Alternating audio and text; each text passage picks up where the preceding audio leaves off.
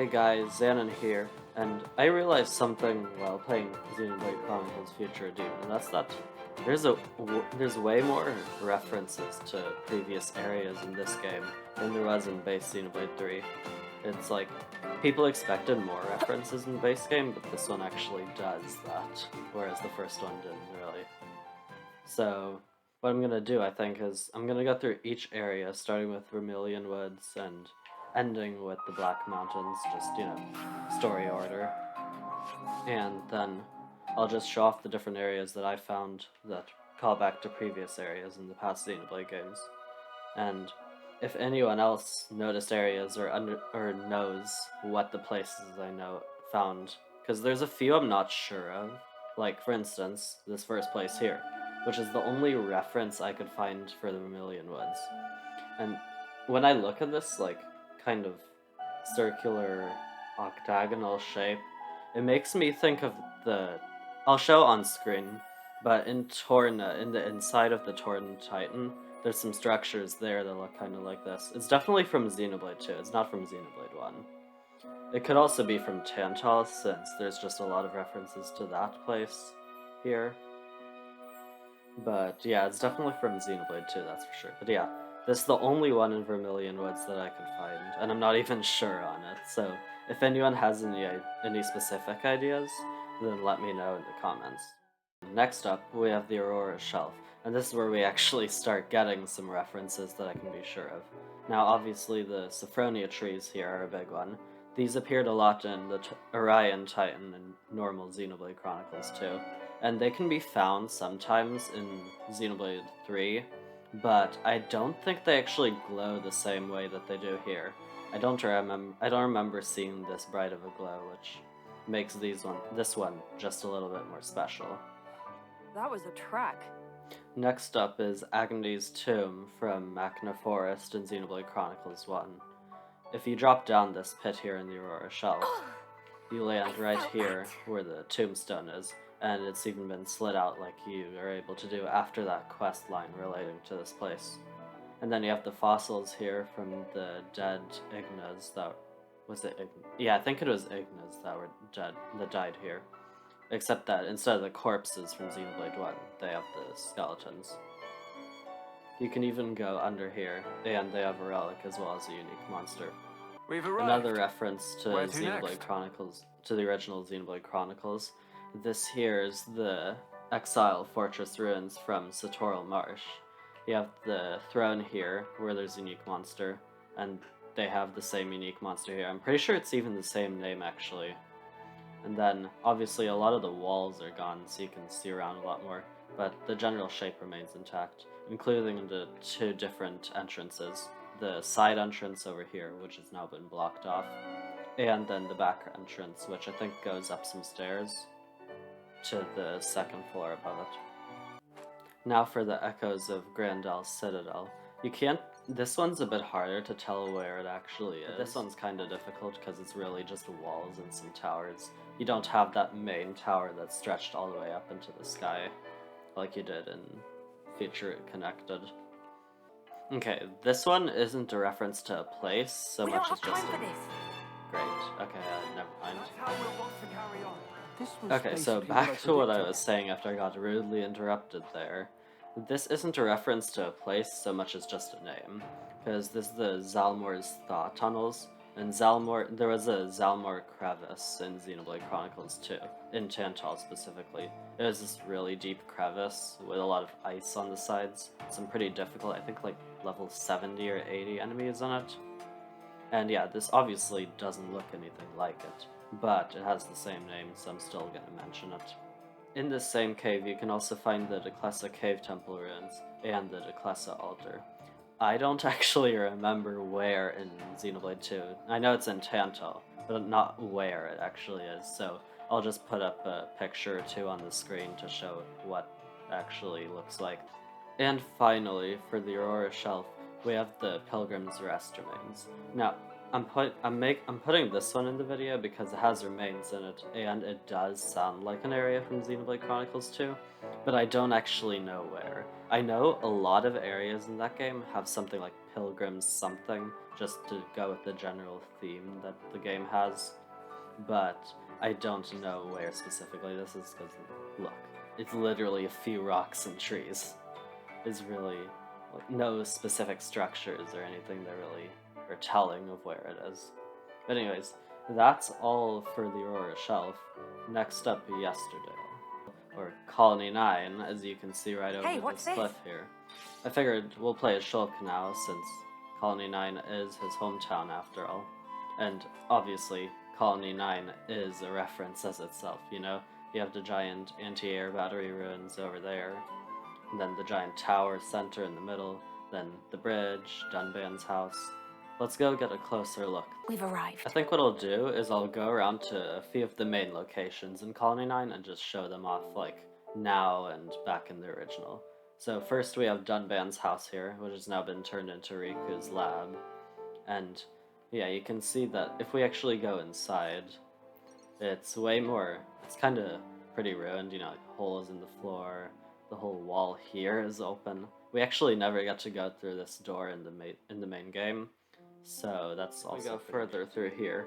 We get to the main plaza, and the ether light, as you can see here, is definitely a place that we can show before and now. Here, let me get a better view. And then they even have the different shops around them.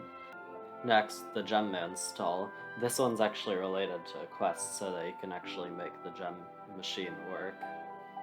And here, let's zoom in for this one. Yeah, as you can see, the machine itself honestly looks a little too much like the base game.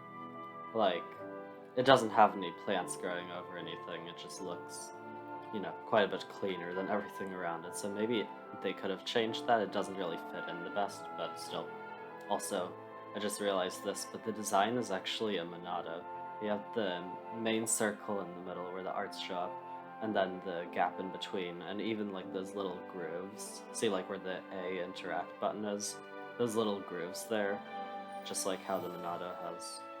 Here we have the central plaza with the large tower, which is where Dunban saves Shulk and Ryan when the Mechon invade Colony 9. And yeah, it's very overgrown.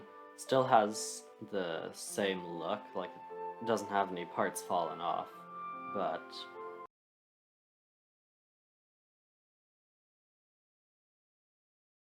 our final area for Yesterdale is the only Xenoblade Chronicles 2 one here. But yeah, it's Gotrok Oracle Ruins, which are found on the Cliffs of Mortha, and it's where you fight Malus, and you can also fight Ophion as a level 120 super boss here. They do have one of the stronger unique monsters here, Bioluminescent Bob. I haven't actually fought him yet. I've heard that he's pretty difficult though, like he has a lot of debuffs, and I think he even locks chain attacks. But yeah, I guess I can check that out later. But yeah, this is a pretty important area to the whole story in Xenoblade 2. So it's kinda odd that they just have a unique monster. I really figured they would have had something with the story. Especially like relating to Origin, like, because if you look down here, this is where you'd expect Origin to be, down right there in the clouds. So I figured it'd be like, you go here, and you're able to board Origin or something. Oh well. Now in the Ragnos Desolation, this place is really a mix of a lot of the structures from Tantal and Xenoblade 2, combined with the general area and feel and atmosphere from Bionis Leg from Xenoblade 1.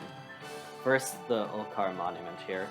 I think this is an actual area, but the style also, just of the design. Next up we have the Lumos pillar here, and this is actually a pretty important area in Xenoblade 2, as it's the main way that most people get down from upper to lower Tantal. I'm gonna take care of these enemies here and get back. What? Blink and you'll miss it, huh? Okay, anyways, so I'm out of the combat now, and yeah, as I was saying, this area is really important because it's how most people actually get down from upper to lower Tantal when you're trying to stop Tantal from sinking down to the bottom of the Cloud Sea. And I actually want to take this time to mention something that I don't think a lot of people noticed in normal Xenoblade 2. But there's actually a collision bug down here. So if we drop down these cliffs, it isn't here in Xenoblade 3 now, obviously, But if you go back here behind these pillars, the cliff here doesn't actually exist. Like, you can just walk off the map under here in base Xenoblade 2.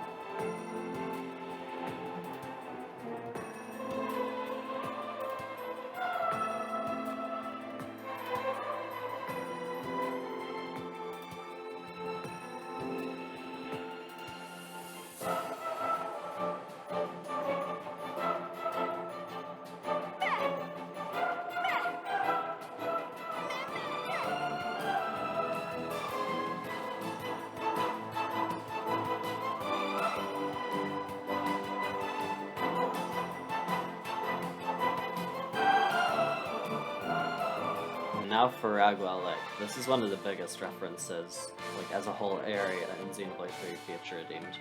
You have the bridge, all of those weird platform things, and the lake itself, obviously. And there's even a ton of other references dotted around, so let's get to those. We have the Daksha Shrine from Xenoblade 1 as well. Originally, when you go up here, it's on a side path on the Bionis leg. It's kind of difficult to find. But when you go up here, you'd find like a level 30 spider unique monster. Now it's this level 32, a similar level, but it's a monkey now. And yeah, he drops from the sky, so when I originally went here just to check around the back if there's a giant spider, I then got surprised by the monkey up on the pedestal itself. And next up we have some more references to Xenoblade Chronicles 2. This one here's the Oracle Spire. And this location's often forgotten about in Tantal, because you don't actually really need to go here often. But in the base game, there's no drop here, it's just a flat platform, and you can find some boxes and things. I think there's a chest. But yeah, there's Turrican enemies around here in normal Xenoblade 2, but here instead there's one of those special, like, enemy camps that you need to take care of. It also connects to the Galgamos garrison here, which is actually pretty similar. Like, you have this whole fort here where you can go left or right. It's actually pretty close to how it is in Tantal. We have the Fallen Gate of Volcaria. And the gate itself is cool and all, but what I really like is that they actually included the ice gap, because right after the gate, there's these ice chunks that if you walk on them, they'll actually shatter and fall through all the way down to your death, and they actually included the gap here with some of the ices. Here we have Magwell Road, which is basically just Magwell Road, but they changed one of the letters for some reason. I really don't know why, because the path itself is really similar. There's a few arches going over, I think, in Xenoblade 1, but besides that, the path is really similar. Ragwell Bridge, right? Yeah, forgot the name, sorry.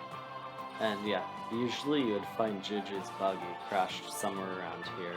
Maybe that's what this fallen bit of metal is supposed to represent. But yeah, you'd usually find Juju's buggy crashed around here, and then you cross over the bridge. Next up, over here, we have the Windy Cave, clouded in all this purple fog.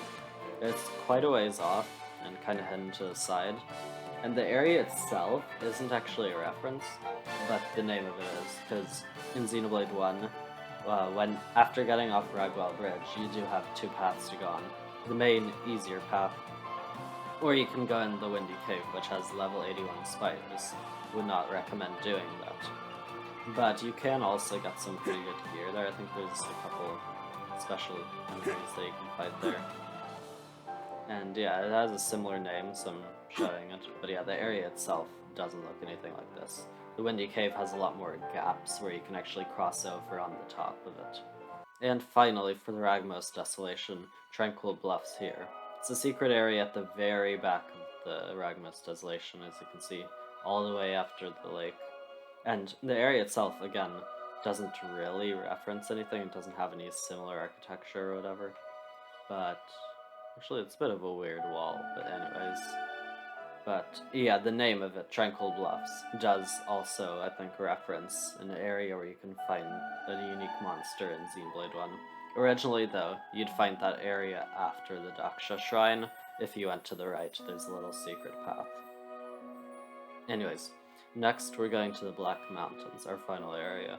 Okay, and now for our last area, the Black Mountains. And I have to say, immediately from the beginning, like the zipline down and the music here, this place is one of the coolest areas, I think, in any of the Xenoblade games, honestly. Next up, we have the town of Panera Ruins up here, which is from Xenoblade 2 again. Also want to mention, the Black Mountains have way more references than any of the other areas that I found, at least in my looking around. But yeah, I don't actually remember this place too much in Xenoblade 2. Next we have the Lalu's Temple, and this is related to quests, so you'll probably still find it in the base, just with the normal quests. But yeah, if you drop all the way down from up there, you can build this. You have to for the quest, but if you just want to get down here, you can just drop down. You can survive the fall. But yeah, it actually has one of... I can't show it anymore, but it has one of those high NTS sealed doors, and the way they open is pretty cool in the quest. And yeah, it's just one of the temples in Valak Mountain, and has some of these treasures. Pretty sure this is the only one you actually get anything from. And the reward also kinda sucks, because you can get a better version just from killing some enemies here. But still, the area itself is pretty neat. Here, going quite a ways up further in the Black Mountains, you have the Raxiel lava flow. In Xenoblade 1, there's a lot of lava around here, and you have to go here to get a specific lava rock to melt ice in Valak Mountain. But here you just have a dragon unique monster, and like the cave is more dry and like darker, which I guess is supposed to represent like the lava's hardened and all that. But there's no lava, so it's kinda boring. Then, just a little bit further up from the Raxiel lava flow, you have the Mount Nago viewing deck. And the area itself, I don't think it looks very similar to where it originally represents. But the name, again, similar name. And you get to the Argon Cathedral. Rare, right? I don't remember this area either. There's a lot of areas I missed in Tantal, I think. So I'm gonna have to actually do some exploring for this video, I think. But yeah, you have a big door, definitely a lot of structures around here. You probably actually opened this door in Xenoblade 2. Whoa! The other reason I So don't high remember up. this area, because then behind it, you have here the Alabaster Throne. And like, it could be the throne in the main city in Tantal, but it doesn't really look large enough, so I think this is just a separate area that I missed. You get to Kana Peak, and I instantly recognize this area just because of how thin these slopes are. Because in Xenoblade 1, there's a bunch of cliffs around that you can go on Valak Mountain. And this one here is needed for a quest for like pretty locations to look at. And yeah, I remember this place just because the slope is so skinny.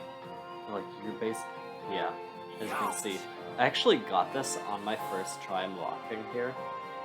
I got this on my first try walking here when I was playing through.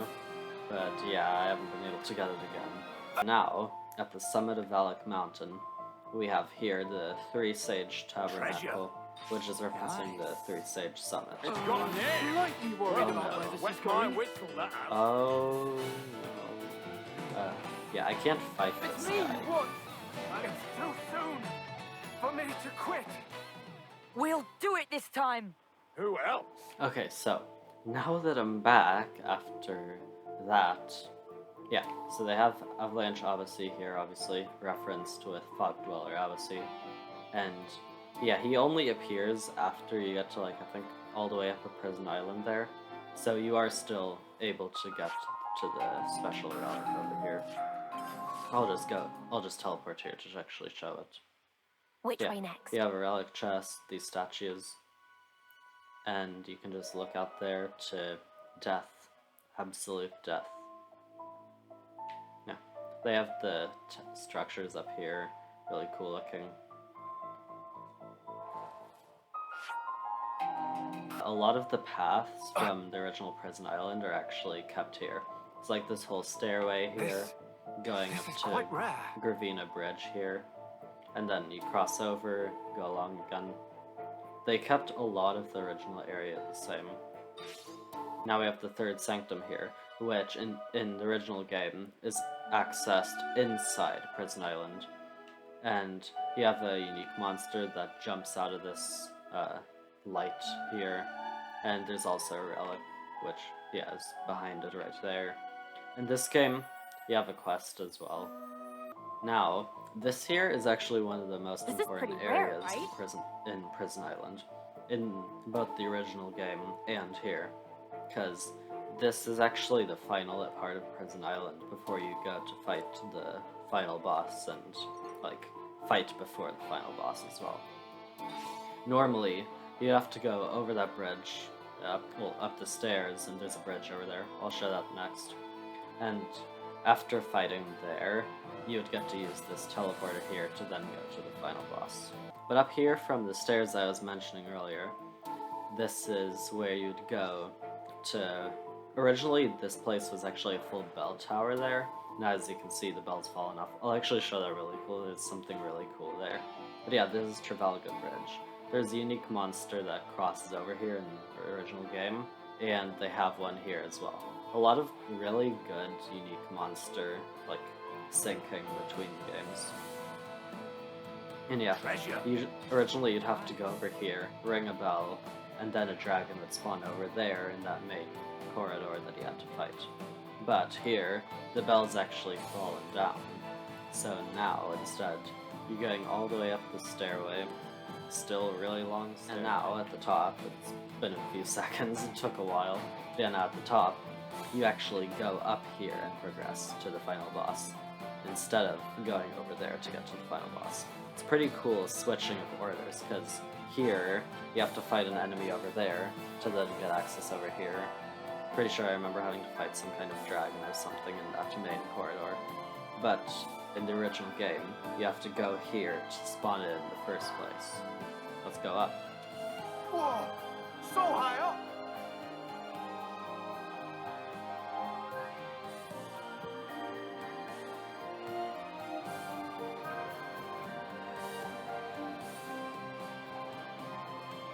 And yeah, now we're actually going right to our final area for this video. Here we go! The Prison Terrace, at the very summit of Prison Island. And not just that, the summit of the entire map of this game. You have a pretty difficult fight here with someone that I won't mention, and if you go in that portal, you go all the way up to Origin over there. Yeah. This is where the giant was trapped in Xenoblade 1, and there's nothing actually up here, the music even cuts out, but still, just, you know, seeing the area is pretty cool. There are also a lot of invisible walls, because they don't want you going around here a lot. But, yeah. Now that we're at the very top of the world, that's all for this video. We've seen all the areas that I've found that are references, and if you guys find any, or found any, that I didn't find, or if you know where some of those ones that I couldn't figure out, like the Palace of Balatus, or the Pilgrim's Rest Mains, I think those were the two. If you guys can find those, then let me know in the comments. But anyways, see y'all in the next video.